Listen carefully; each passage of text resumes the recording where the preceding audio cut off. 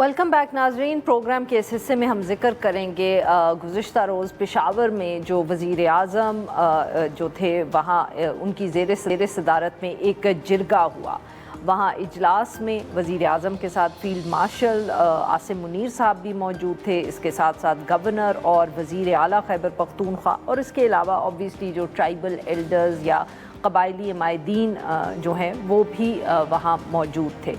वज़ीर आज़म साहब ने वहाँ ख़िताब किया। उन्होंने एक तरफ तो ये भी बात की कि जो कबायली मायदीन ने गुफ्तगू की है उन या पॉइंट्स रेज़ किए हैं उस पर संजीदगी से गौर करना पड़ेगा और मिल बैठकर फ़ैसले करने पड़ेंगे, मगर साथ साथ उन्होंने तवज्जो से वज़ीर आला ने जो पॉइंट्स रेज़ किए उन पर भी बात की। वज़ीर आला अली अमीन गंडापुर साहब ने NFC का भी ज़िक्र किया। उन्होंने कहा कि इसको देखना चाहिए कि इस NFC अवार्ड को 15 साल हो गए हैं, इसको अपडेट करने की ज़रूरत है।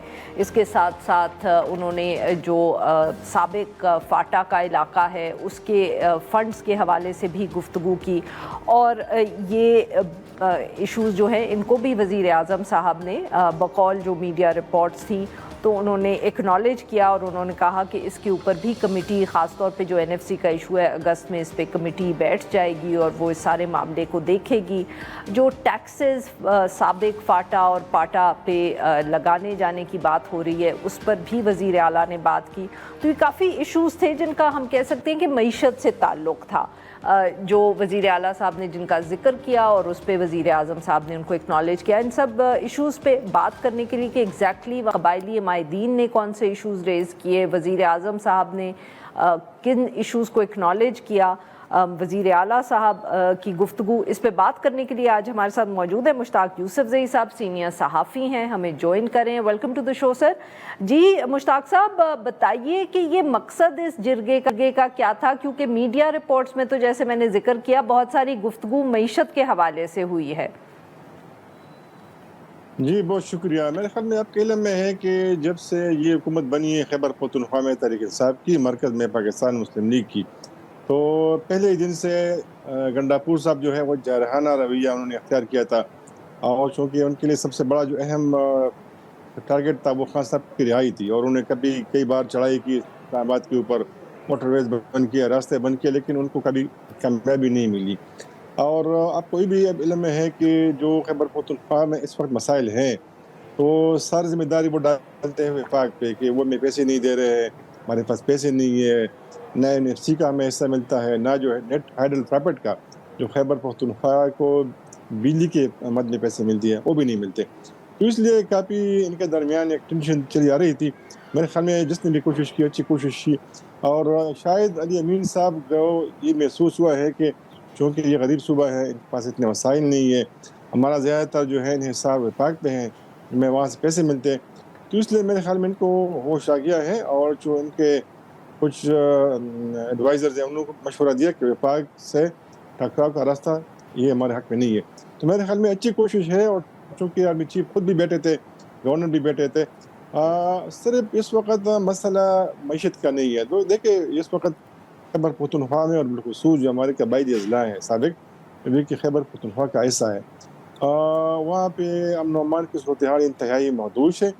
और इसके अलावा जो करीबी अज़ला हैं, आप बिस्मिल खान को देख ले, सबसे ज़्यादा जो वायलेंस इस वक्त तो हो रही है हुई है गुज़िश्ता चंद माह में, वो डेस्मल खान में हुई है, और ये वो ज़िला है कि जो वज़ीर आला और गवर्नर दोनों का एक ज़िला है। मौलाना फजल रहमान साहब का ताल्लुक भी डेस्मल खान से है, बिल्कुल से फिर टांग है, बन्नू है, इसलिए लोगों के गिले शिकवे बहुत ज़्यादा है। इसके अलावा 2018 में जब ये कबायली इलाके माफ़ करिएगा सर, मैं आपकी बात यहाँ काट रही हूँ, ज़रा ये कुछ बताएं कि ये गिले शिकवे क्या थे, उनका क्या जिक्र भी हुआ, वज़ीर आज़म साहब का क्या रिएक्शन था, इगली क्या शिकायत हैं उनकी?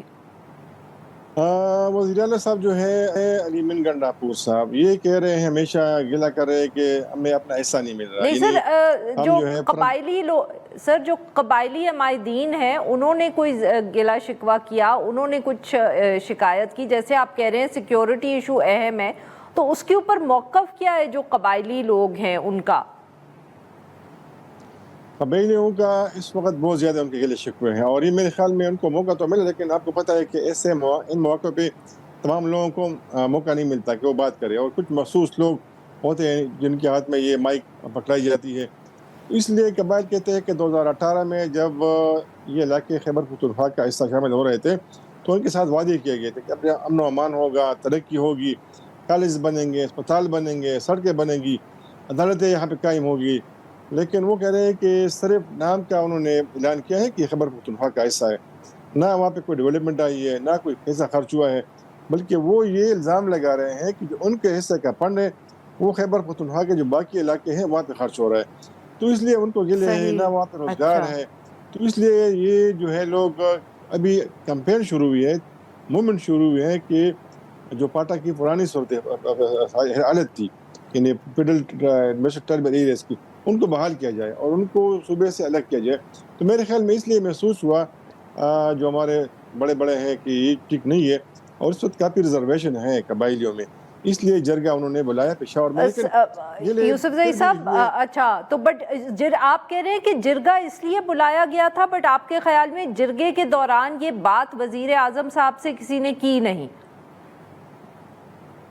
جی بالکل. اصل میں تمام جن لوگوں سے میری بات ہوئی وہ کہہ رہے کہ ہمیں امید تھی کہ چونکہ وزیر اعظم صاحب آ رہے ہیں، آرمی چیف وہاں پہ بیٹھے ہیں، اور سب کو پتہ ہے کہ قبائلی اضلاع بہت پیچھے رہ گئے ہیں، مسائل وہاں پہ جنون ہیں، خیبر پختونخوا کے ہی بڑے مسائل ہیں، تو کم از کم وزیر اعظم صاحب جو ہے پورے ملک کے وزیر اعظم ہے وہ بڑے پروجیکٹس کا اعلان کریں گے یہ جو ہمارے قبائلی اضلاع ہیں ان کے لیے اور باقی جو خیبر پختونخوا کے علاقے.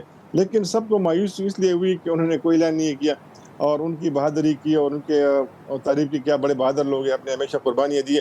تو وہ تو کہہ رہے کہ ہم دے رہے ہیں، ہم نے دی پہلے بھی دی ہے، بعد میں بھی دیں گے اس ملک کے لیے. لیکن وہ چونکہ پورے پاکستان کے وزیر اعظم ہے تو کم از کم ان کو قبائلی اضلاع کی ترقی کے لیے اور باقی جو خیبر پختونخوا کے اضلاع ہیں ان کے لیے کچھ پروجیکٹ جو ہے وہ کم از کم اناؤنس کرنے چاہیے تھے.